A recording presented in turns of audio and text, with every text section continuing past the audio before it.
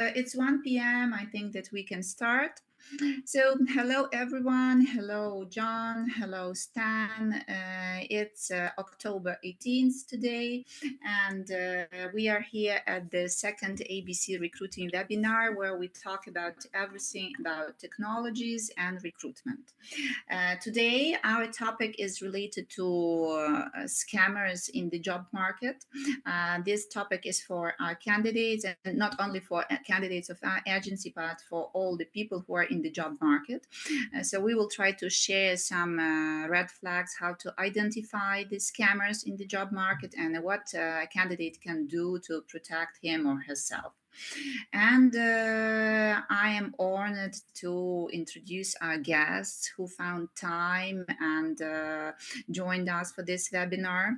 This is my friend Stan. Stan Gorbanov. He is a cybersecurity architect from that frame company. Stan works with companies on cybersecurity all over Canada. Actually, Stan was the first person who helped us to tackle our issues with the scammers 6 months ago when we experienced them for the first time. So thank you again for that, Stan. And our second speaker is from public sector.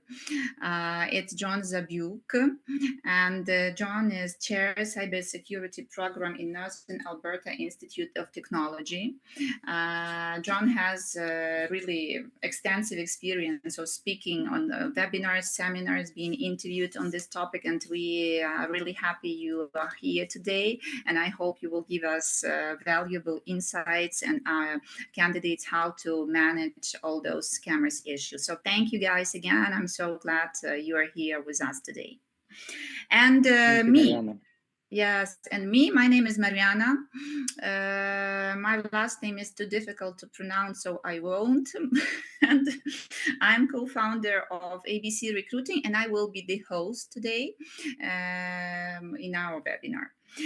Regarding some technical issues, we are talking here in Zoom, 3 of us, and our guests, our visitors, observers, they are in YouTube. My colleague will send me, if you do have questions during the webinar, please send them to the chat in YouTube.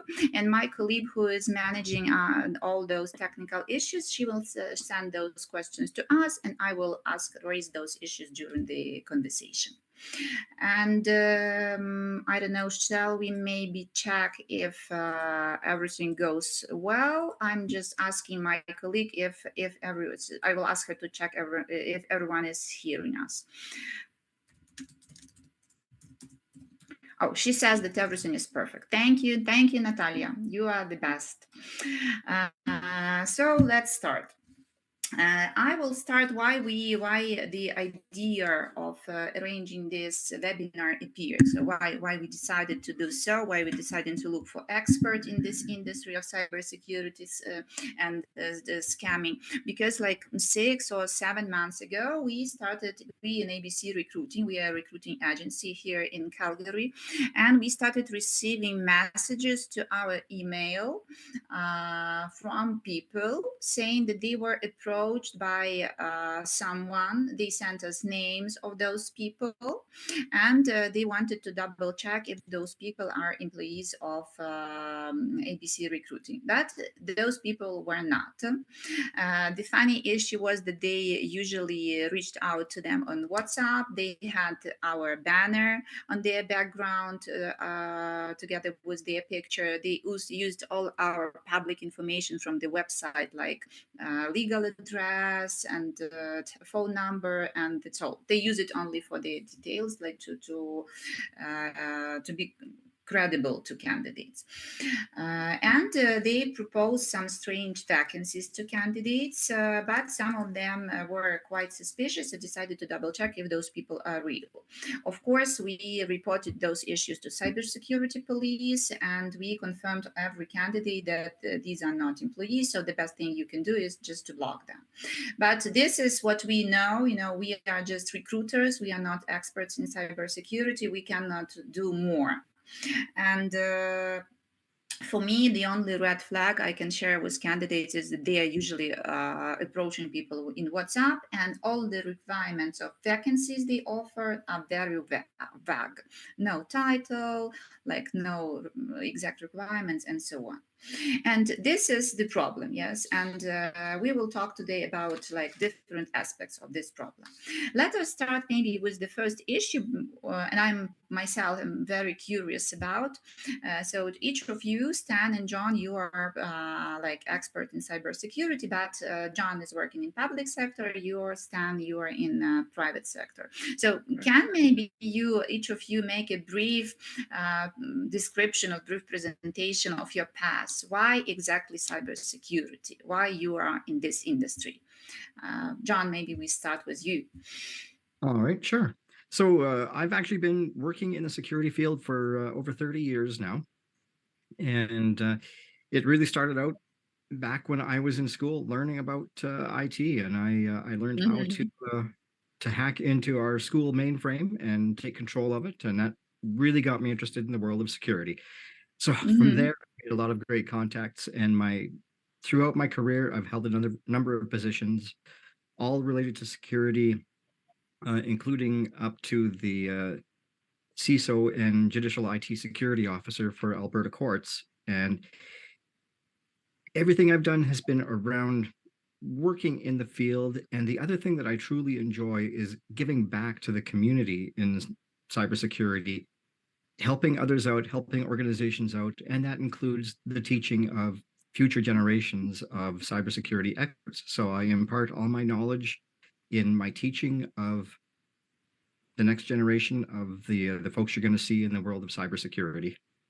That's cool. And how many students do you have at the cybersecurity department at your institute We now? typically have between 24 and 32 students every A intake, year. and we have one intake Mm-hmm. per year.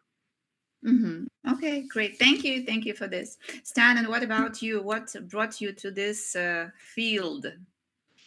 So I've been doing the cybersecurity for a bit less than John, and but it's about around 20 years myself. I remember, and it started again from the university as well aspects, Mm-hmm. trying to see where you can break the things that you can break, and try to see how secure the system are, and also what I found too, as soon as I found some kind of vulnerabilities or some openings, I reported and how I can protect. So on my second year of the university, when I was studying, I was offered a job at my university in Ukraine. And so from my second year of university, I was working as a part-time um, cybersecurity specialist in that university at that time. So I've been Mm-hmm. very passionate about protecting and security critical information and data, and for organizations in Canada as well. Yeah, because people usually are not like what I observe, at least, and we also talked about it with you, that people are usually, they do not think about cybersecurity until they have an issue. After the So, fact, yeah. unfortunately, that's the Mhm. problem that we're experiencing. People Mhm. don't like to talk about that as much right now, especially, or if it didn't happen, it's not going to happen. Or we hear that a lot. We're such a small company, no one's going to target us. Yes, yes. Usually that's not the case, and we see a lot that actually the smaller the company is, it's easier to target them. And we see that a Because lot they are and a not lot. protected. They do not They are have not like protected. tools. Yes, Mm. they don't have adequate protection in place. They're not following basic rules. It's I like to use those abbreviations, like in the car. When you sit in the car was invented before the seatbelt, pretty much. And Mhm. so when you sit in a car, you buckle up your seatbelt, not because you're expecting to hit the wall. It's just in case you're gonna hit the wall. That's how, Exactly. or in case you're gonna get into the Exactly. accident or stuff like that. So Yeah. that's where we are. We are trying to educate as much people Mhm. using a lot of social medias to say stay secure. Yes, yes, That that's really that would important, be, and so I support you in this, and I wanted to spread this yeah. information more because not everybody, because I think those people who wrote us, is this an employee of a BBC recruiting? So they didn't suffer, but probably there were a lot of those who didn't contact us and who got victims. So they lost both. They didn't get the job and they lost their money probably. And sometimes, yes, people are afraid of reporting those type of Yeah. scams because they feel ashamed, maybe, Mm-hmm. and and that's where we don't see the clear picture in the long run what's actually happening in the I background. tried to find some data. John, maybe you will have some information about it because I tried to Google some data, how many victims of scam we have, not only in job market, but in general. So that's quite difficult to find this info. I read an article that probably only 5% of the victims report those cases to the police. Do you know anything about this? That's probably a fairly accurate statement, and that it really makes it difficult for the industry to understand the importance of cybersecurity. Like you say, Stan, organizations don't pay attention to it until it's too late because they just don't hear. They hear, okay, well, there's only 300 people this year that have been hit with a particular scam, so we should be okay. But if you actually understood that number was actually 30,000 people, not 300, Exactly. that would definitely change your tune on how much importance you have to place on cybersecurity. So without having those true numbers, it makes it really difficult for the industry to progress in terms of making people understand just how important it is. And the only way to do that is by reporting. Don't be afraid to report anything that happens. If you get scammed, report it. So I Yeah. see it myself.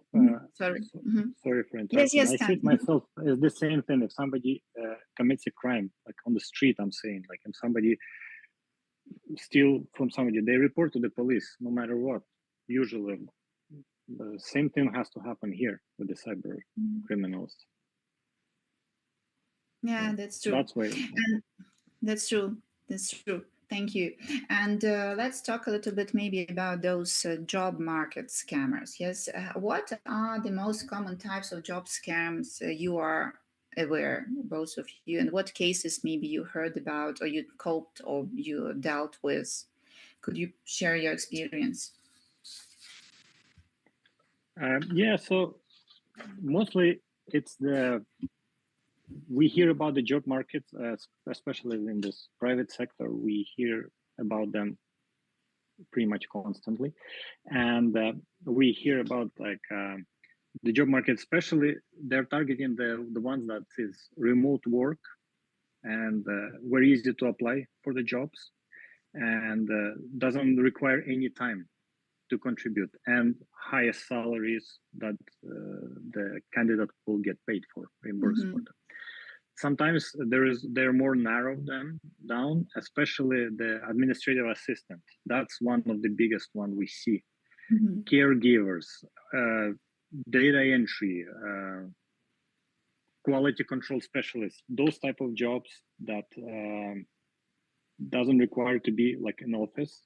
It can be remote sometimes, and they're targeting those type of people, and they say, "Oh, no experience necessary, so you can come here and you'll do everything remotely, and the salary is going to be on the higher end." The other day, I was reading the news. There was I remember there was a scammer. There was a scam happened with where the cyber criminals created the fake Facebook profile, and in that profile they start posting the job openings for it's like a legitimate company, well-known company in that region, and they start placing that personal assistant hiring with the flexible hours, remote work, and the payment is around $30 an hour. So they start they were the job seekers were contacting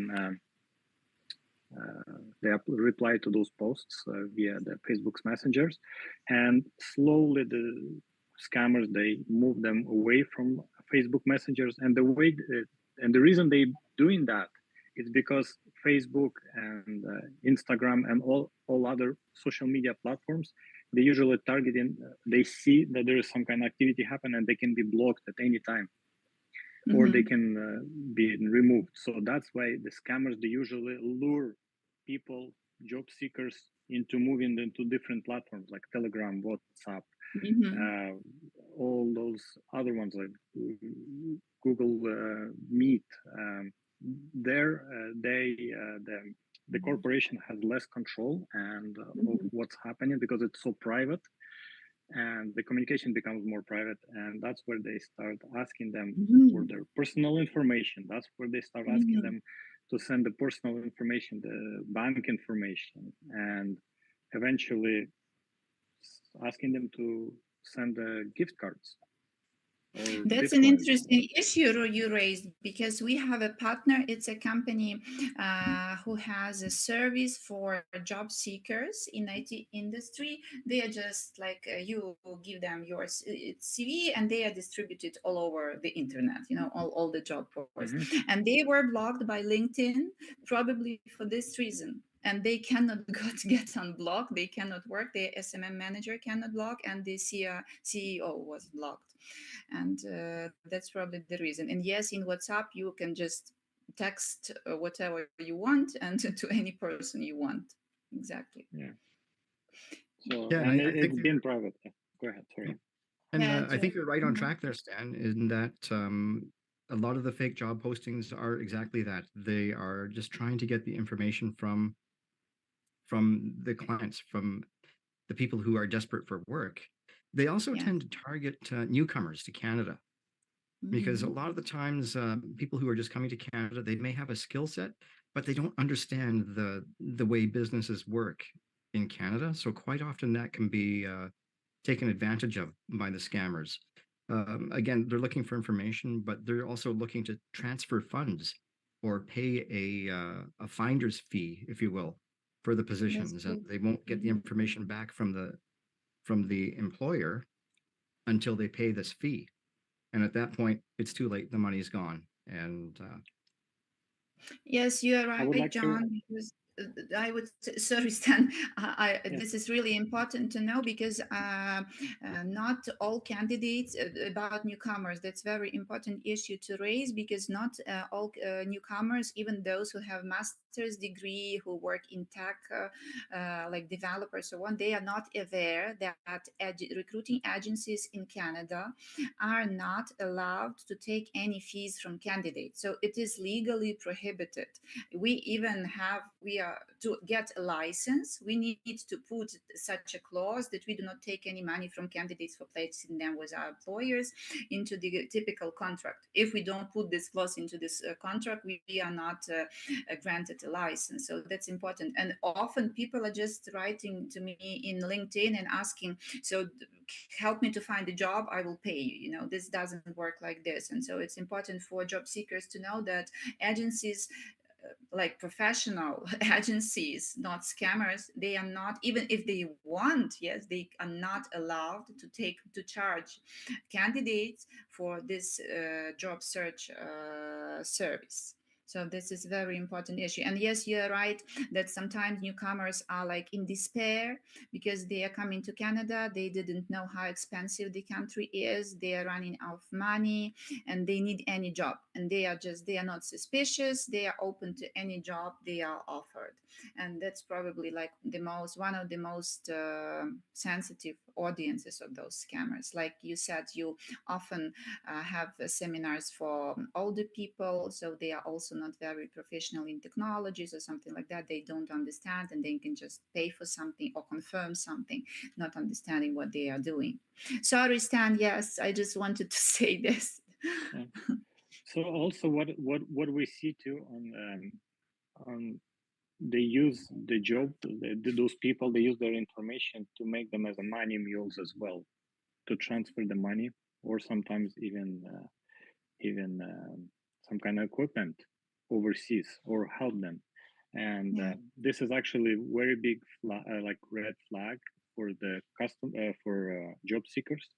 If they see somebody is going to send you a check and saying, okay, deposit into your account and then just send me Bitcoins or some other currency, which is like gift cards, in the form of gift cards.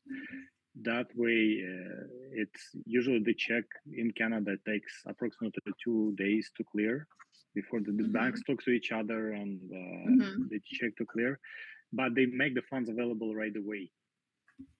So usually they send a small, if it's a small portion, if it's like $1,000, $1,500, it's a smaller portion, and the bank makes it available pretty much right away, and then they ask to purchase those gift cards, send the gift cards, and then after 2 days the check is not cleared because it's been fraudulent, and the job seeker now owns the bank that amount of money back, and they have to pay. So this is very, very common right now as well. So you have to watch out for those type of red flags that if you see somebody's asking you, okay, we're hiring you, but you have to pay for something, it doesn't work. Yes. Yeah. John, maybe you have any other like red flags information, how people can identify that this is not a real vacancy, this is not a real recruiter? Well, basically, if they are asking for any personal information, like your banking information, I think, Stan, you already mentioned that, credit card numbers, bank account numbers, anything like that, if that is a sure sign that it's a scam. So you don't even have to wonder, is this a scam? If they're asking for that information, it is absolutely a scam. And as soon as you get that, you need to stop communication with them and report it. There's a number of places you can report it, including LinkedIn has their own reporting facility for reporting such activity. But that's the number one thing. Unprofessional emails, if they threaten you in any way, then again, that is going to be a scam because they're using the emotion of fear and the sense of urgency to try to get you to act, to do something right away before they have time to really think about it and process what they're being asked to do. Yeah, that's true. And maybe from the point of view of a recruiter, yes, I will add here regarding the red flags that those vacancies, because at the beginning they share something like vacancy, yes. So they tell you, so I have this and this job, the pay is this and that.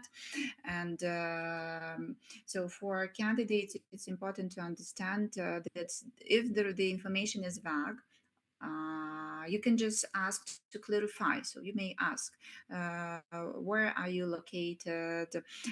What is the team? What does the company do? What are the exact list of responsibilities? What are the exact list of requirements? If we are, so they are usually contacting people, approaching people on WhatsApp. So they do not know me. So you don't know who they contacted. And usually they will not reply because I have an example of this. My husband, he's one of our recruiters, and he loves mocking of those scammers. So he was approached or found the scammers, and he said, yes, I am interested, please send me more details. So he was chasing him for a few days, asking for more details, but that lady never replied to him. She said that she is not allowed to send him a detailed vacancy description because she doesn't know who he is. So it was really funny. But I think that there is not so many people who are doing something like that, and they understand from the very beginning that this is a scammer. And I think that's an important thing that you mentioned as well, is if you receive a text or an email unsolicited, meaning you didn't ask for it, but just out of the blue, you've got a message on your phone, somebody wants to pay you to do code review or to do something, but you've never applied to them, you've never heard of this person before, that is a scam. Exactly. If you didn't contact somebody first seeking a job, if out of the blue somebody offers you a job, that is a scam. Yeah. If it's something too good to be true, yes, that's the probability is quite high that it will be a scam. Yeah. John, you mentioned that people have to report. Yes. What are the options of where we can report it? Yes, I can report it and block it on WhatsApp, for example. I can report it and block it on Facebook, on my LinkedIn.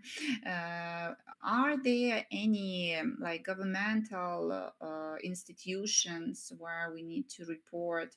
Because, for example, our experience says we reported the issue with scamming like I think 6 months ago, and nobody get back to us yet.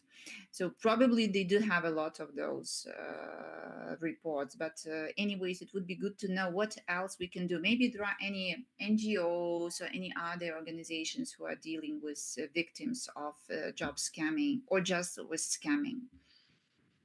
The RCMP is always a great place to start. If you phone them, they can point you in different directions as to where you need to report specific crimes. But the police would be your number one organization to go to. You can also report them to the Cybersecurity Center or the Canadian Center for Cybersecurity, I should say. And they have a reporting procedure as well in which you can report cybercrime, including scams. And the most important thing is call one of those two numbers, either the RCMP or your local police force. If you're in a larger metropolitan area where they have their own police force, contact them. And they So can point you. just to clarify, John, sorry. So it means if I contact police, I call 911 or I call non-emergency line like 811 or You would call I don't know, the non-emergency line. Absolutely. non-emergency line. So non-emergency line. I Emergency know that line in or Calgary it's 811. It's in other cities is the same or not? Because I'm also a newcomer. I'm also only 18 months here. They're trying to standardize, but in some cities they don't have the 811. So typically what they'll have is a non-emergency phone number that you can contact. Non-emergency Some of the number. provinces, they have their own, they have provincial law enforcement as well. Okay. So like local ones. And I also would like to add that you can use the Canadian Anti-Fraud Center to report that there as well. There is a phone number there, or you can do it directly on the website, or one of them, it's Better Business Bureau. You can do that directly on the website.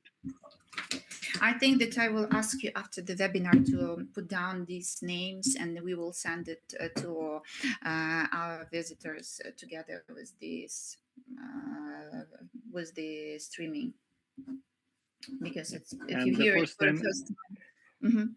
Also, what I would recommend, if personal data has been leaked, the first thing I would actually contact is the bank.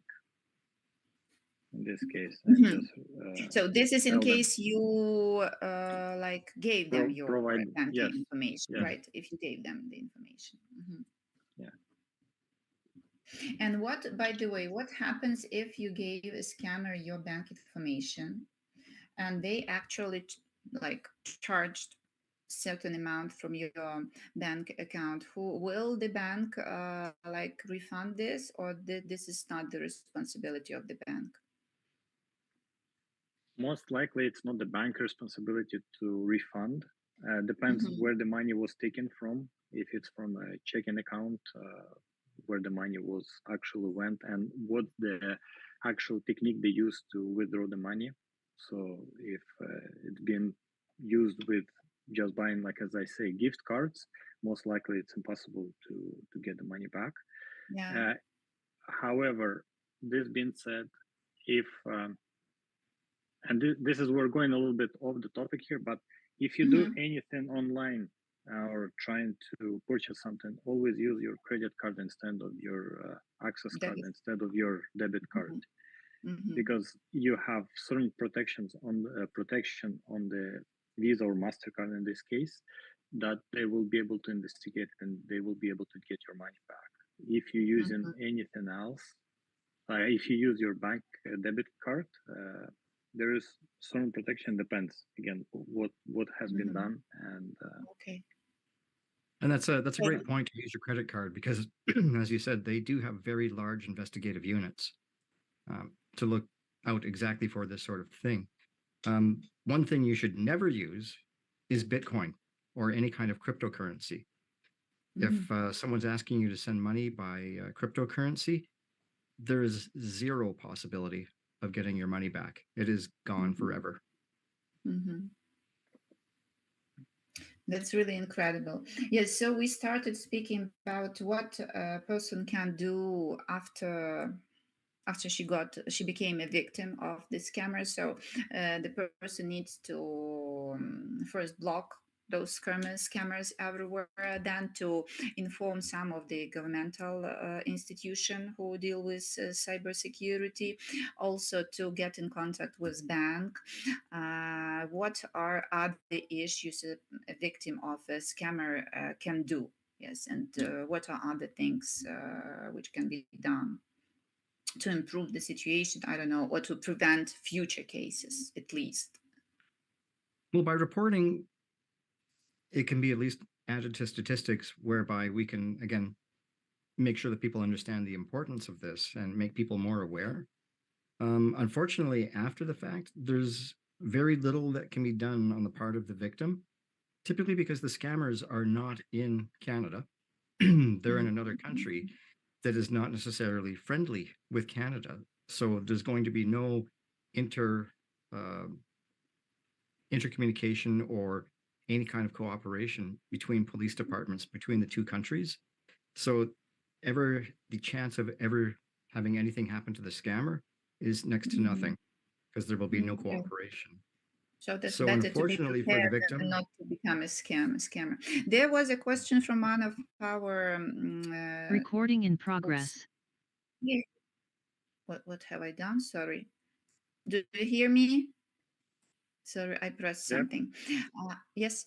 So one of the question is if someone is asking you for your SIN number, is it also a red flag? that is a big red flag. Unless A they've big red actually flag. hired you, they do need your social insurance number for taxation purposes.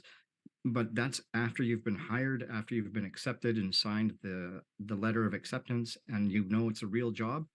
That's when you have to give them your social insurance number. If they're asking for that in advance, it is a scam. Yeah, yes, thank you, John.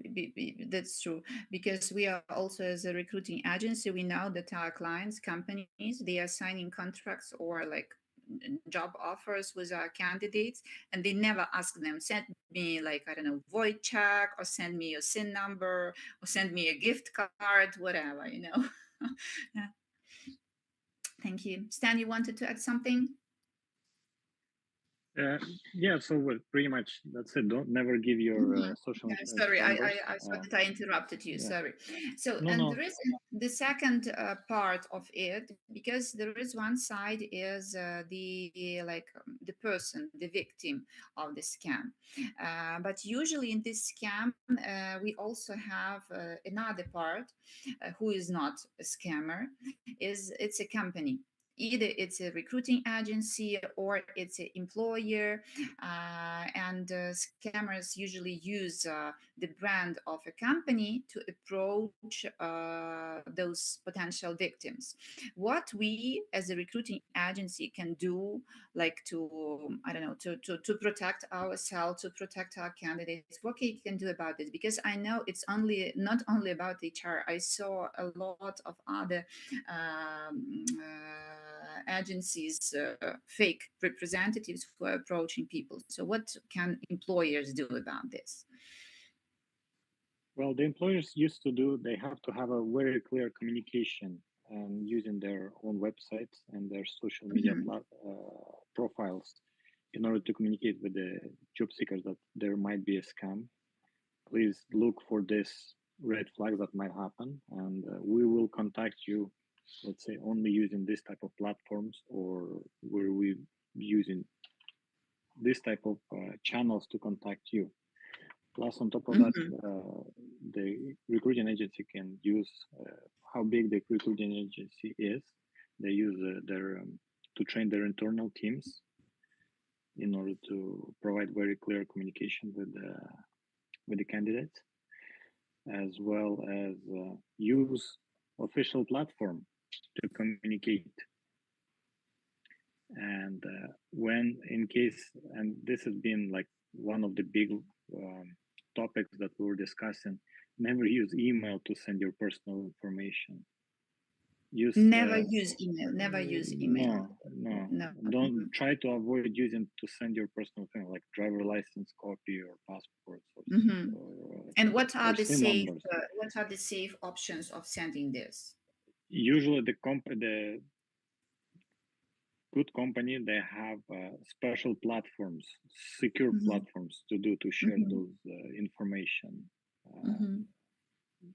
Usually, the company should have that in place already, and it will avoid with the unnecessary data leaks. So we have, so for example, employer, have I understood correctly? So employer just needs to communicate on his like online resources and to keep information there that we never use, we never approach candidates, for example, on WhatsApp, right? We only approach you on LinkedIn, for example, something like that. And so when someone who was contacted by a scammer, he or she is is visiting a website of a company, and he can see this communication, and then he will understand or she will understand what's going on. Of course, yeah. And on and I top would of also, that, sorry, John. So you can also match on your website job posting and the same on the social media profiles if the job posting are the same. So that way you see that this social media profile is the same as your website, so it's pretty much legitimate. And the other thing I would add too is it's very important to tell them what they should be looking for, in that, nobody should be asking you for this, but it should also be a clear statement about how you intend to communicate with people. So, for instance, you could say, we will never ask for your information up front. We will never require a fee from you. So make it specific about the company. Make that your mission statement in terms of communication with clients. And when they see that, if they're communicating with somebody that says they're from your organization, if those communications don't match what your communication mission statement is, they're going to know that something is up. Yes, thank you, John. And there is another issue in this, because, for example, we did everything. Yes, we communicate regularly on our social media, that we never approach candidates on WhatsApp. We always reply to emails of candidates who are asking if certain person is working with us or not.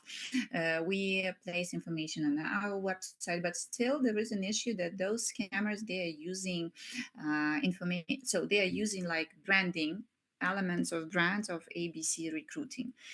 And does it have any, I don't know, legal consequences for any of the parties for the ABC Recruiting, or no? So how can we be sure? Or it's only the reputational risk, yes, that someone is using our logo, but he is a scammer. It's not good. That's definitely reputational risk. Are there any like legal and really like technical issues that this can help the scammers somehow penetrate our resources? I don't know, to break our website and to do something about this, or they are not trying to do this at all. This is not their target. They are not trying. Most likely, they are not even trying to break your website. What they're trying to do, they're trying to use your reputation in order to gain momentum, to gain more people. As you said before, the job description most likely is going to be vague, so to attract bigger audience, because usually when you're looking for the candidates, you're looking for specific person who has this type of skill set. And you're looking for that one particular person that you eventually will hire for your customer. Where the job scammers, they have a little bit different technique, and what they do, they kind of like, it's like a net, if you can say, fishing net. Like they can try to spread as much as they can to get more people fall for that scam. Yeah. Now, in terms of what the hiring agency can do in your situation, again, there's not a lot you can do to prevent that, because your graphics, your logo, that has to be on your website. and it's very easy for somebody to take that, even if just taking a screenshot and Yeah. making it size to fit into a document. There's not a lot you can do to stop that. We do have copyright and trademark laws, but if they're in another country that doesn't respect those, Yeah. it really leaves you with not a lot of options. Yeah, and I cannot sue someone if I don't know who he is. Yes, I need to identify Precisely. this person or legal entity. Yeah, And they're exactly. also engaging in illegal activity to begin with. So one more Yeah. little bit of illegal activity is not going to stop them. Exactly, that's true.